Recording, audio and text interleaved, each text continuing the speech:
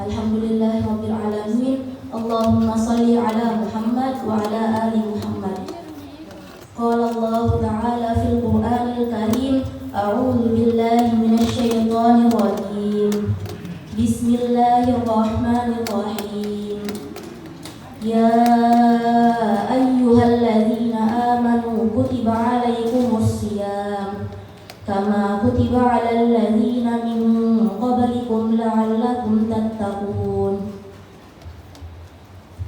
Segala puji bagi Allah yang telah memberikan kita nikmat, kesehatan, serta kesempatan. Karenanya lah kita dapat berkumpul kembali di masjid penuh berkah ini. Salawat dan salam tak lupa kita junjungkan kepada Nabiullah Muhammad SAW. Semoga kita mendapatkan syafaatnya di akhirat kelak nanti.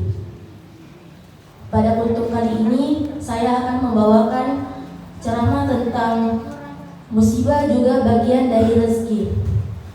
Musibah adalah ujian dari Allah Subhanahu wa Ta'ala yang tidak kita ketahui sebelumnya, yang datang kepada kita untuk menguji keimanan serta ketabahan kita. Musibah juga dapat kita artikan sebagai pendekatan diri kepada Allah Subhanahu wa Ta'ala. Allah Subhanahu wa Ta'ala berfirman, A'udzu billahi minasy syaithanir rajim. Wa lanabluwannakum bisyai'in minal khawfi wal ju'i wa naqsin minal amwali wal anfusi was samarat wa basyiris sabirin. Shadaqallahul azim. Artinya, sesungguhnya kami akan menguji kamu dengan sedikit ketakutan, kelaparan, kekurangan harta, jiwa serta buah-buahan. Dan berikanlah kabar gembira kepada orang-orang yang bersabar. Dalam firman Allah, Ia menjelaskan bahwa kita harus menghadapi ujian tersebut, karena setelah kita menghadapinya, banyak hikmah yang dapat kita ambil dari ujian tersebut. Rezeki tidak hanya harta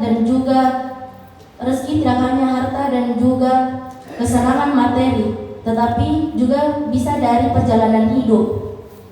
Itu semua bagian dari rezekinya Allah Subhanahu wa Ta'ala.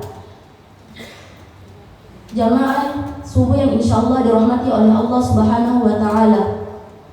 Jika kita mendapatkan musibah, kita harus banyak-banyak merenungkan diri, mengintrospeksi diri, serta berdoa dan juga tawakal kepada Allah.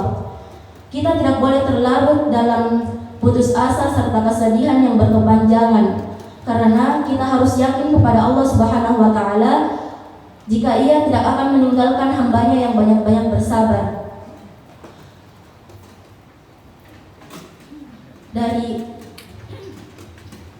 Maka dari itu kita harus banyak-banyak bersyukur kepada Allah karena Ia telah memberikan rezekinya kepada kita. Semoga Allah senantiasa memberikan kita ketabahan dan juga kesabaran, juga keikhlasan dalam menghadapi musibah yang Ia berinya.